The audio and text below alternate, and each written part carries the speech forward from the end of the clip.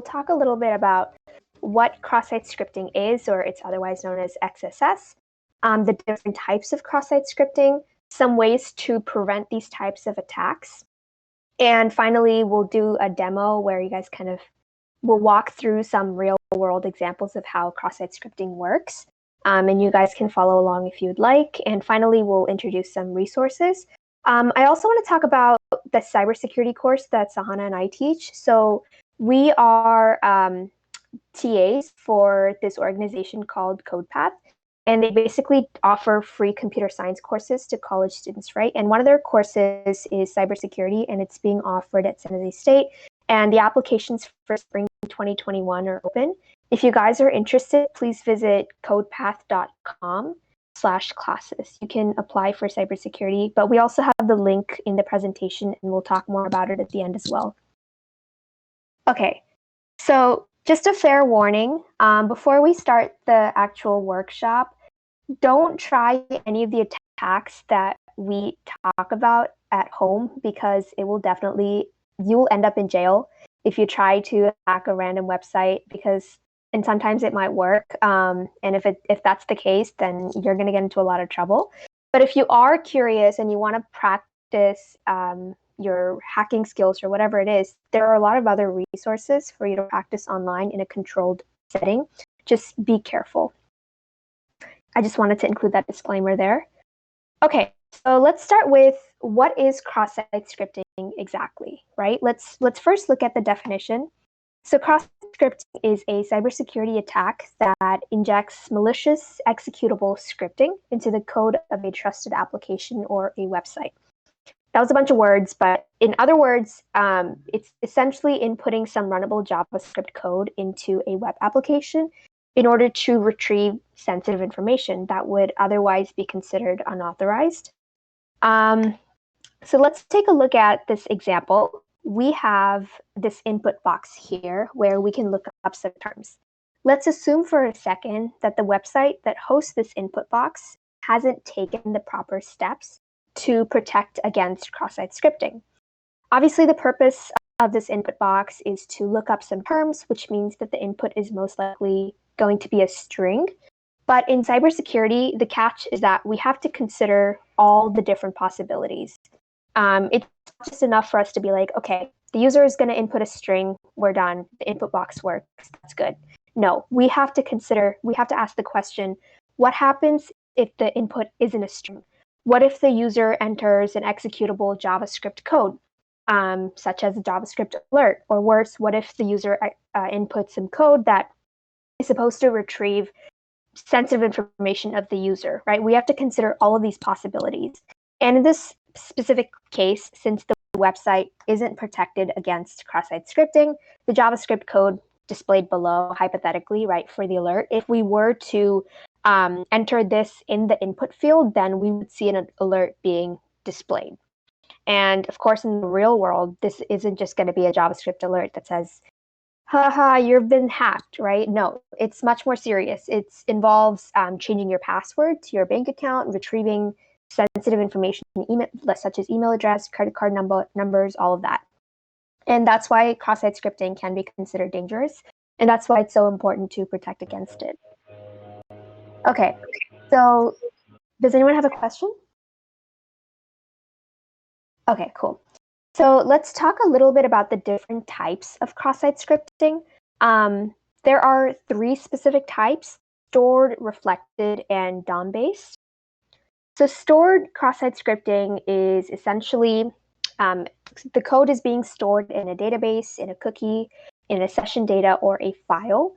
And when the data is viewed or retrieved, the script executes, and it's also called blind XSS. So let's just take a look at an example. I think it'll make much more sense then. Okay, so how does stored cross-site scripting work in real life? Let's take Facebook, for example, and let's pretend that they have really bad security measures. When you post something on Facebook, either a comment or a picture, it can be viewed by a lot of other people. And the way that stored cross-site scripting works is that a hacker embeds some JavaScript code in one of their comments or posts that can be seen by many different people.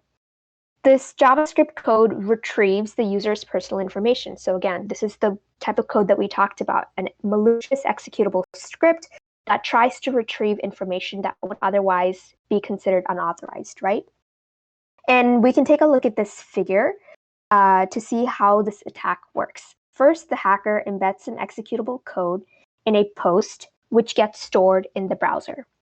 And it reloads anytime someone else views the post.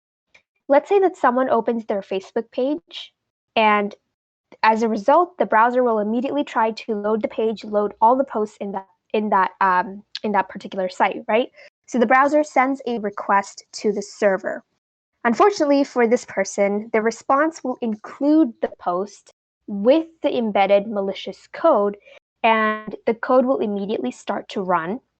And of course, once the code starts to run, the information is being leaked and bad things start to happen.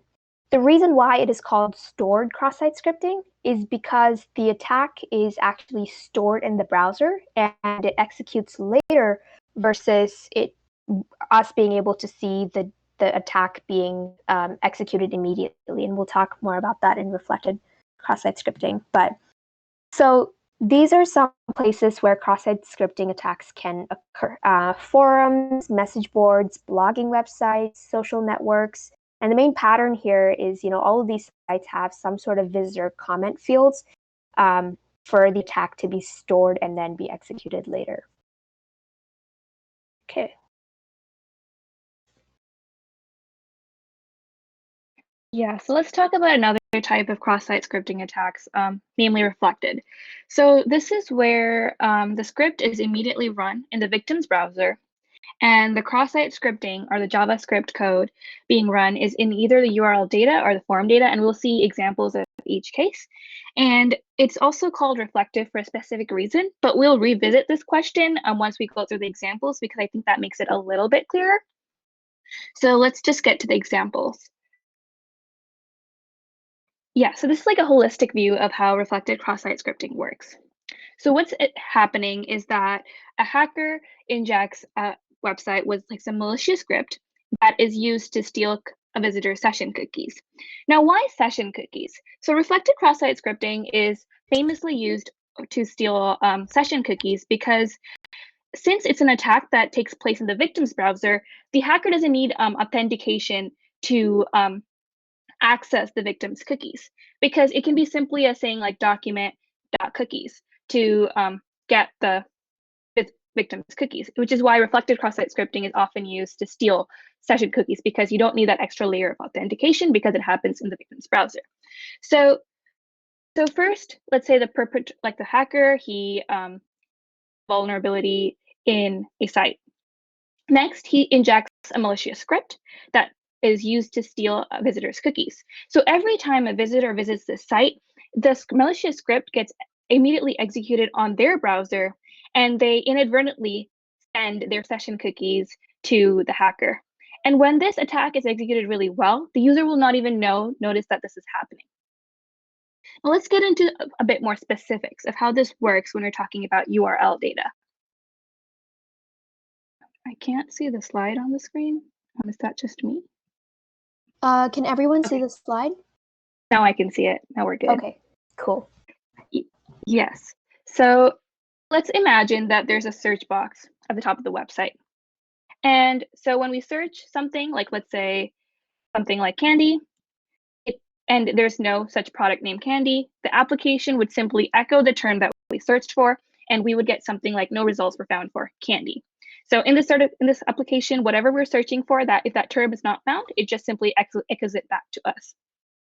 Now let's take a closer look at what happens when instead of a term like candy, we're actually injecting a JavaScript alert.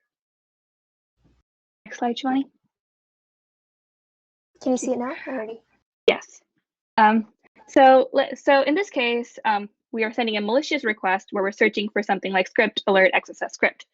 So what would happen then, since it's just being reflected back to us, the term is just being echoed when we're saying no results were found, this alert will execute and we will actually see it pop up. So this is how it gets its name reflected, because in cases such as these, the the whatever we're searching for is simply being echoed back to us. It's like bouncing back. This is one of the ways where most people check if a website is vulnerable to cross-site scripting. It's one of the most simplest way to check. But in real life examples, like obviously the thing in between the script tags does not have to be simply an alert. It can be something much more dangerous. Now let's look at another example of this with forum data. So here we have a forum, right? myforum.com, and we have a hacker posting something on a message board. And we can see that he's clearly injecting some script, and it has some malicious functions where it's doing some malicious things. Right, so what happens?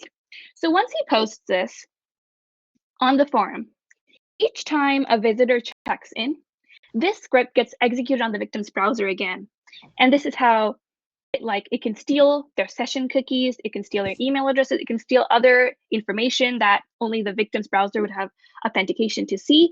So this is how this kind of attack would work on forums. And we can go on the next example, which kind of tells us how we can inject this. So over here, we have, let's say, a login page, right? And we can see that there's two inputs types. We can enter a username, we can enter a password. And if, let's say, the username is invalid, what happens is that this forum would essentially reflect that back to us and say there's no such username as Sahana, right? So instead, what if we enter a script? Then what would happen is that that script tag would get reflected back to us. There's some interesting thing that we have to look here. When we're entering a script, JavaScript malicious code into, let's say, the username box, right? We're starting it with a double quote, if you guys can see it, right? Like username, and then we see a double quote, and then we see our script. Does anybody want to take a chance and say why we do that?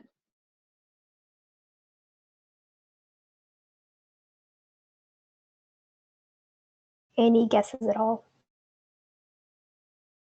It's fine if they're wrong. Do you guys understand what's happening? Do you have any questions? Because I feel like we kind of went through that pretty fast.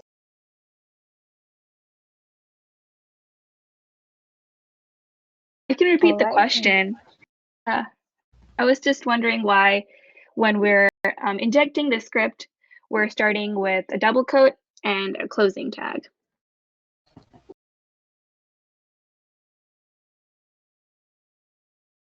I'll just go ahead and answer my question then. So essentially, if you guys can look at the second code, like the third code from the top, we can see that this username, whatever we entered, has been submitted. And we can see that that starting quotation mark actually closes value and in turn directly injects the rest of our malicious code directly into the code. This is how we can get that script to execute. Because if it's within the double quotes of value, then it'll be considered a string and it wouldn't exactly execute. So we use that, we start our injection with a double quote to escape that so that our whatever we're running can run directly in the code. Does that make sense?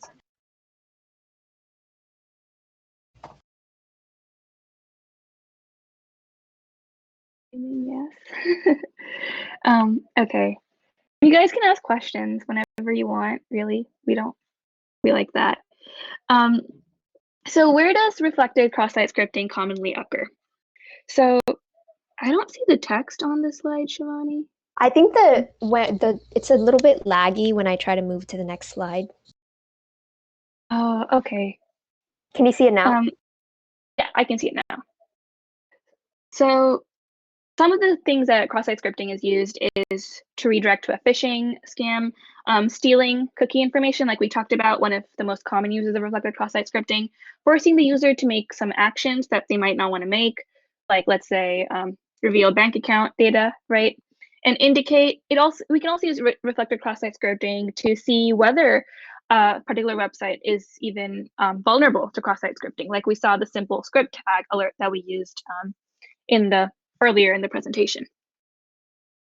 So next, let's talk about DOM-based cross-site scripting attacks.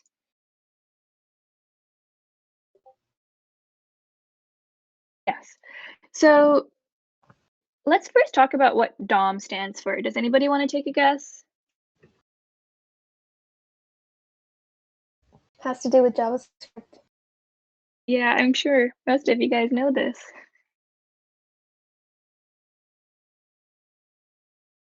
No one? Okay. We'll move on for now. Yeah, so DOM stands for Document Object Model, and this refers to the current page in HTML, right? So currently, it's become really common for modern web applications to handle much of user interactions using client-side JavaScript. So instead of sending a request to the server, the page already has any necessary code to respond to any actions, like on click of a button, this should happen, or on error, this should happen, right? So what DOM-based cross-site scripting attacks does is that it embeds attack script into the existing page. And unlike reflected cross-site scripting, the response is not coming from the server. It's triggered by JavaScript events like on clicked, on error, on submit. And let's look at an example. Let's go to the next slide. Yes, so you guys can see there's like a Yelp page here where there's like a search bar where if we say enter something like Taco Bell, it allows for live filtering of the results based on the user's entry. So for Taco Bell, we would get results of Taco Bells in San Jose, California. So an attacker could instead here enter a malicious script in the search bar. And the page's JavaScript will process the string without sanitation and then would execute it. So this takes place on the existing page using the existing code, which is why the page would not reload and the request would not be sent to the server. So this kind of thing is what we mean by it's triggered by JavaScript and it happens on the existing page. So this is what DOM-based attacks will look like, but we'll look at another example of this when we get to our demos. So since we've just covered the 3 types of cross-site scripting attacks, does anybody have any questions before we move to preventive mechanisms? No. Okay. Oh, could you go over blind XXS one more time? Yeah. Yeah, so blind XSS or stored, give me a second, I'm just kind of trying to find the slides that I used. So it's essentially when the code gets stored in a platform, such as a messaging platform, and it's normally when these kind of posts can be seen by other people, right? So we'll look at an example of this when we do the demo, but in short, let's say that you go to a cooking blog or something, and in the comment field, since you're trying to hack into this vulnerable website, in the comment field, you try to enter a malicious JavaScript code for an alert, right? Alert, JavaScript, something. So what happens is once you post, the people who view that comment, every time they view that comment, their browser loads. And the browser, it does the thing where it sends a request and gets a response. But the thing is, when it gets a response, it's actually getting the malicious code embedded in the comment as well. And as soon as that code is being received, the script starts to run. And in this case, the user will be able to see an alert appear on their page. So that's how a stored XSS works. And the difference between stored and reflected is that with reflected, you can kind of see the attack bounce back immediately. But with stored, it might not happen at the same time. It might happen later. Does that answer your question? Yeah, thank you. Okay, you're welcome. Yeah, if I Any other may, questions? another reason. Oh, sorry, does someone have a question? Go ahead. Yeah, so I just meant there's another way stored cross-site scripting can be seen. So one of the reasons why stored cross-site scripting is really effective is because it can often be used to reach out to vulnerable admin side data. So what happens is, let's say you're logging into a site, and for username, they're asking you for username, they're asking for password, they're asking for your address, etc. And say somewhere here you're entering a malicious code. Okay? Actually, if we go to another example on the slide, there's actually a real life example of how this happened. So the person here, what they did is when they were signing up for a website, like I suggested, they basically enter some malicious code. And they're a white hat hacker, which means they do this to get bounty when they find vulnerabilities in web applications. So they did this and they totally forgot about it because it's blind and you can't really see this type of thing execute. So another day they were actually calling customer service and they were like, hey, I have an issue with this. So then the person on the customer service side of things actually went to their account and tried to like view their information. When they viewed the information, they executed his stored cross-site scripting attack. So just by viewing it, the admin side person executed it, and they didn't even know that it was his cross-site scripting attack. They were having like a bunch of errors and problems happening, and the customer support person was like, hey, we're having some unanticipated issues with this.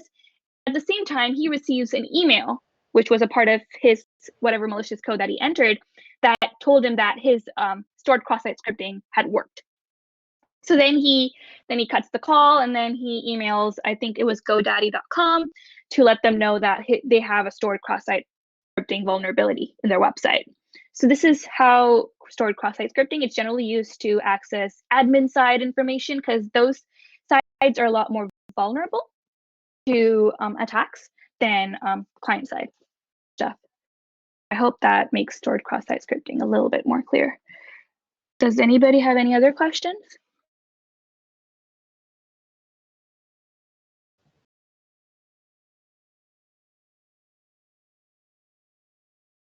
Okay, then we can go to preventive mechanisms. So let's talk about how we can prevent cross-site scripting attacks. So if one thing we can do is we can encode output. And reason why encoding output would help is that it prevents any potentially malicious data from triggering automatic like load and execute behavior by a browser. So if, let's say someone had like a script tag that says on click alert XSS, right? So what this would do is whatever code they're entering, it would encode that in, let's say, base64, and then it wouldn't get triggered because it's not in plain text. And other things we can do is sanitize and validate user-provided inputs, like not let script tags get into a field where we only want usernames, not letting things like button tags, like HTML, like just JavaScript, like let's just not have that be allowed to be entered into user-provided inputs. We can also escape characters within our code. We can verify that the entered data meets expectations. Like if we're looking for a name, we should look for a string, right? We shouldn't get like backslashes and tags in something where we're asking for someone's name, right? And another thing we can do is we can limit use of user-provided data. So we shouldn't maybe rely on user-provided data as much, is another way where we can make our applications a lot more secure to these types of attacks. So let's actually try out an attack. So if we go to the next page, there's this website called xssgames.appspot.com. I think I can post this link in the workshop channel. Yeah, I think that would be good. Or- So yeah, if you guys want, you can kind of follow along with us. We're just going to be trying some simple cross-site scripting attacks. And I feel like it'll make more sense once you actually try to practice this on your own. Also, I'll give everyone a couple minutes to kind of get it set up.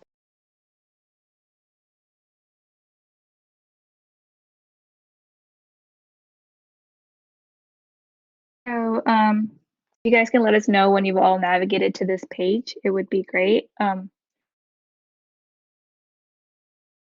This is what it looks like, the first attack. Yeah, you guys can follow along with us as we're talking about it. Yeah, I'll give everyone like 15 more seconds. Yeah.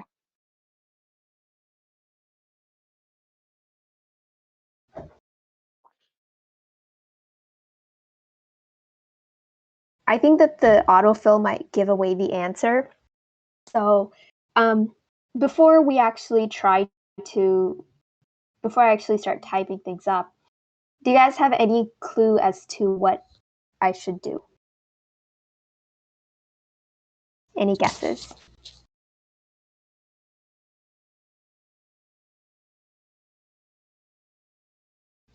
You know what, that's fine. Okay, so let's start by typing it up. As you can see, the autofill actually starts to give away the answer. But essentially what you would normally do, I guess, is try to see what the response is.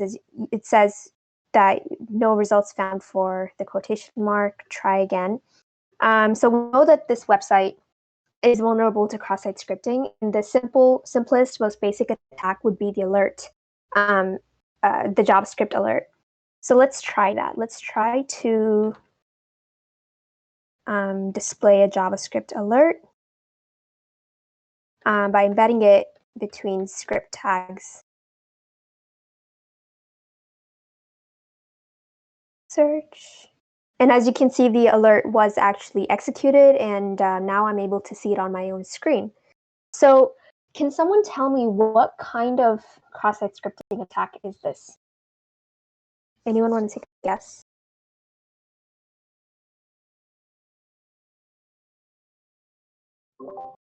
Is it reflected? Yeah, it is. Yeah. And does anyone else want to maybe explain why it's reflected?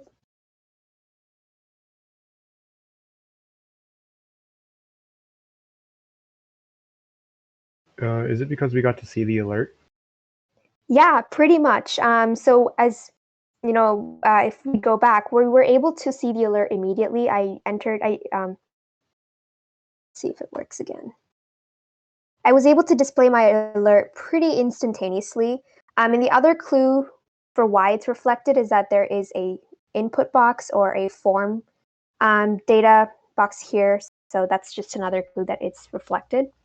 So yeah, that's one type of cross-site scripting attack. And if we move on to the next level, it gets a little bit more challenging. We can no longer just use the simple JavaScript alert. We have to try to do something that's a little bit more advanced. And in this case, I'm going to try using an image tag.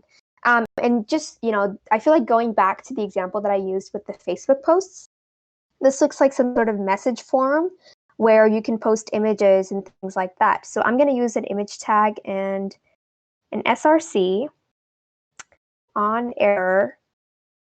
And here I'm going to use my JavaScript alert and close things off. Before I actually execute the attack, can someone tell me why the SRC is set to X?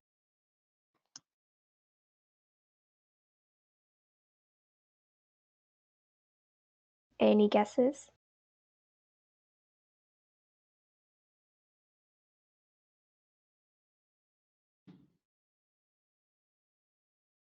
Okay, I'll answer it. It's basically because the JavaScript event handler that we're using in this case is on error. And if we set SRC is equal to X, which is not really any sort of destination, then we'll automatically get an error. And as soon as we get an error, this script starts to run, and we will see the alert that we wanted. So let's try it. And there we go. That's how this attack works. And I have one final question, which is, what type of cross-site scripting attack is this?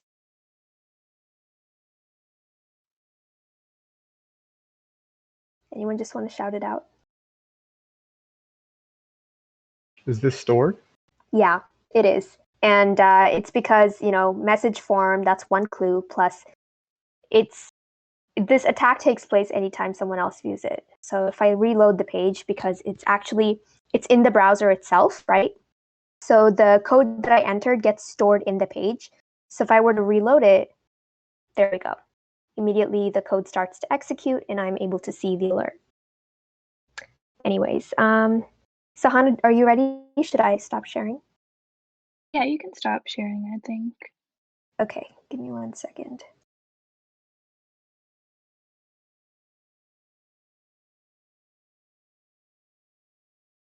Sahana will go over some of the other attacks. I'm like clicking share screen, except nothing's happening.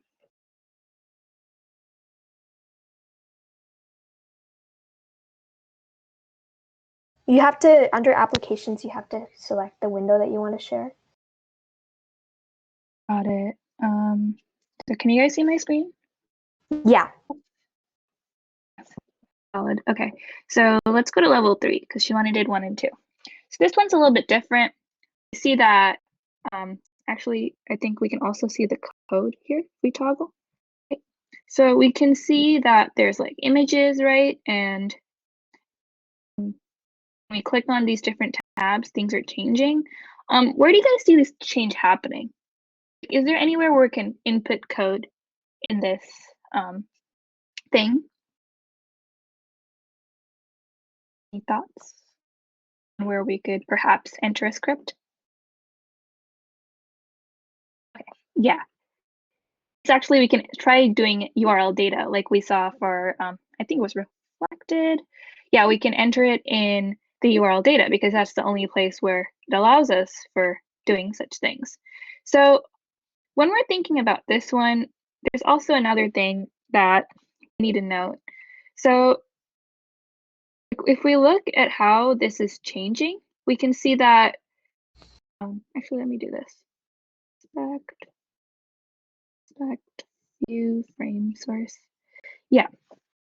So when there's like a function called choose tab, which takes in the number of what the image is, right?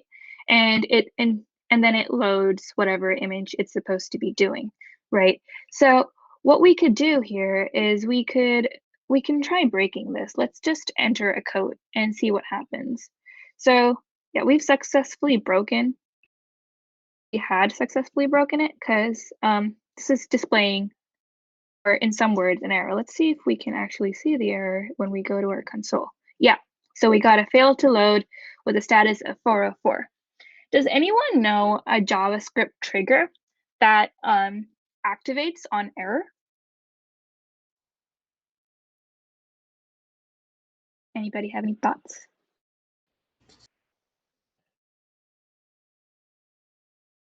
Yeah, it's just on error.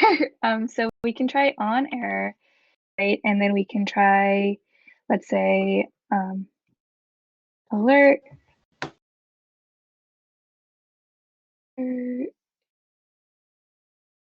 Says. Okay, so there's a syntax error here. Let's try without that.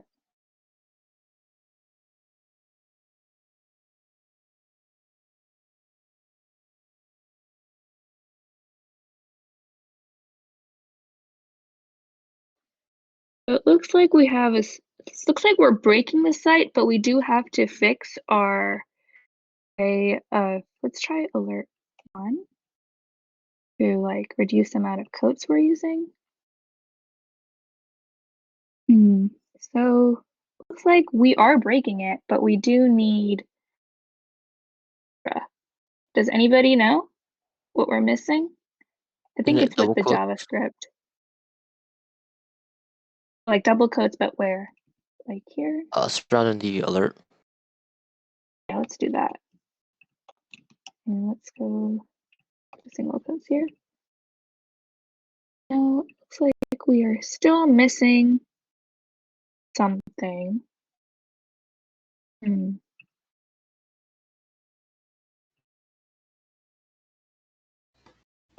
Let's try without the quotes and see what happens. For me, it worked when I removed the comma. Okay, let's try that. And with the double quotes as well. Okay. Yeah, there we go. So that worked. So it looks like we do have to figure out what works. And I feel like that's often trials and errors of cybersecurity and hacking, because there's no one way it would work, but there's definitely different types of ways, but sometimes you just have to be patient with it and keep trying. So this next one is really similar to this in a way where we used quotes to break the thing. So if we look at this one, we have a timer and we can enter how long we want the timer to be. And then when we finish entering, it gives us a pop-up, right? So I believe this is the code associated with this. So if we go to index, I think actually we can take a better, so if we look here, there's like a JavaScript property called onload, and it takes in whatever thing that we're entering for timer over here, right? And it basically puts that here, and then we have that pop-up coming up, correct?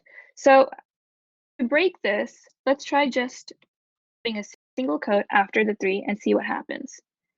So if we actually inspect and go to console, we'll see that we have a syntax error, correct?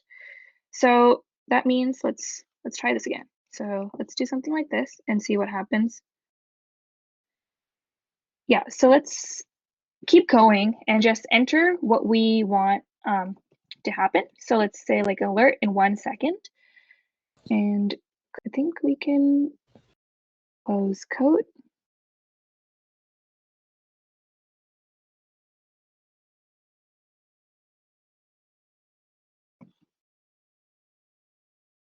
Yeah, so let's look back at what's happening. So we're essentially putting 3, right, the timer, and then we're closing the single quote and the bracket.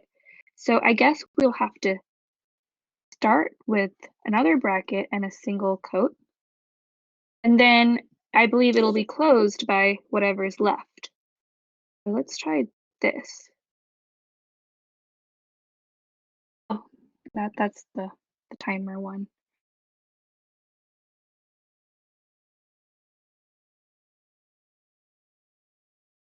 Let's try different variations of this maybe with quotations.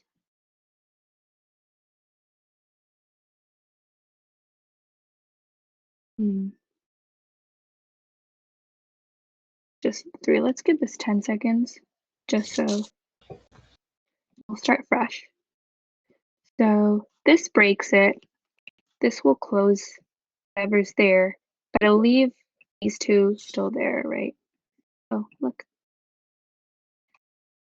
Let's try this. This won't actually work because they have something where their code is, but this will help us figure out what we need to do.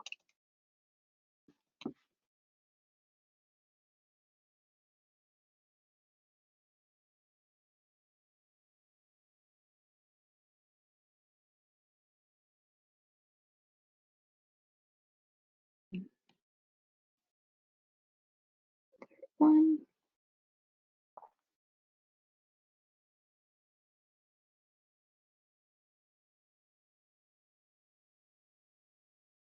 See what happens.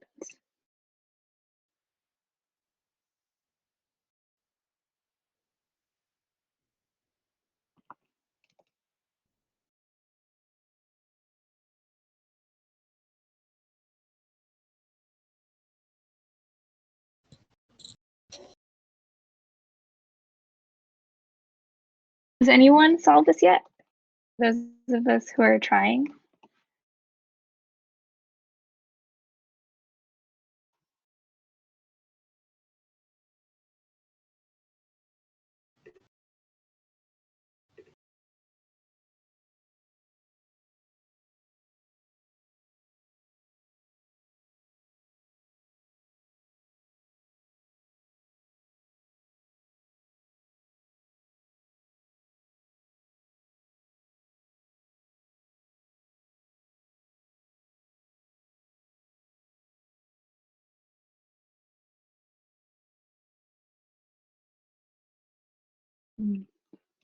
Let's try this without anything and let's put a comma here and see what happens. Yeah, okay, now we've worked. So I think what I was doing wrong actually, is that I was putting the brackets before this alert here, right? But that wasn't helping because I think that's not how it was causing some syntax error here. So what we did instead is we started the one with the quote. So this will be ended. Let's do it in the code because this will makes more sense. So what we're trying to do is we're trying to put 3 and we're trying to close it. And then we're trying to alert 1. So this is all we entered here at the top so that this code gets injected directly into the code. And when we do this, we like up till here, right? And we put that here. We click go. We executed the alert and we can go to the next level. Are there any questions in this? I know this one was like a tricky and confusing one. I'm gonna stop sharing.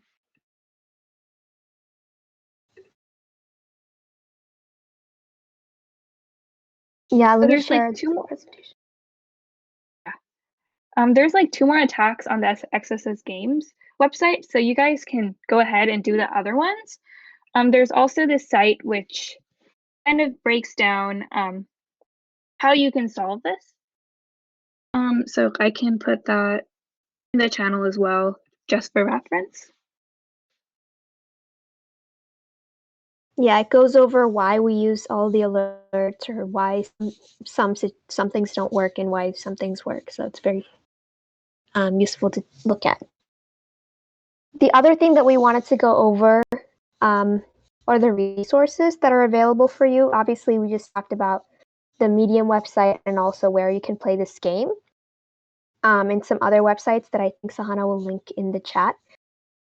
But finally, we are also teaching a cybersecurity course that some of you who were here earlier, I talked about a little bit, but there's a free cybersecurity course that is being offered at SJSU for spring 2021. And it's offered by this organization called CodePath, which Sahana and I, we're kind of the volunteers who teach the course. So if you guys want to sign up, please go to this link. And I think Sahana, if you can also post that in the chat, that would be I'm great. posting them right now. Great. So you can sign up for the cybersecurity and hacking class. It's a semester-long class. It is 15 weeks, I think, or 13 weeks, something along the lines of that. And we meet on Fridays for 2 hours. And since we're probably going to be in person next semester, this class will be held in the engineering building. So if you guys are interested, please be sure to sign up for that class as well. You guys have any questions? Since we've reached the end of our presentation. Yeah, some of the resources, we have I included some of the readings that I actually read in preparation for this stuff. I've also used like portswigger.net. Their labs are pretty good. We actually use some of their labs as pre-work for some of our remote courses for CodePath. So I found them really good. They also have a lot of solutions online. So if you get stuck, it's good to refer to them. Yeah, for the cybersecurity class, we basically do weekly presentations like this, but you also have access to like a security shepherd lab and a CTF portal where you can try out like a lot of these type of challenges until they're like in your head and you can kind of do them in your sleep. Yeah, so this we is also what do the CTFs look like. We have a lot of, so each week we go over different topics. And if we look at week 1, our challenges look like this. Yeah. So you try to hack this site, figure things out. Yeah, so that's how it works. That type of stuff. Mm-hmm. Yeah. There's also some other stuff here. Like I saw this one paid site called Pentester Lab, which looks really cool, by the way, but it looks like you have to like buy a subscription or something. But if that's what you guys like would like to do, like I just included resources that I thought were cool for you guys to like learn more about cross-site scripting. So that's all we have for you guys. Do you have questions that we can maybe answer?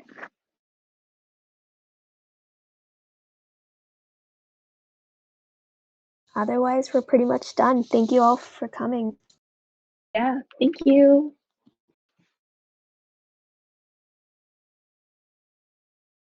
All right, thank you, guys.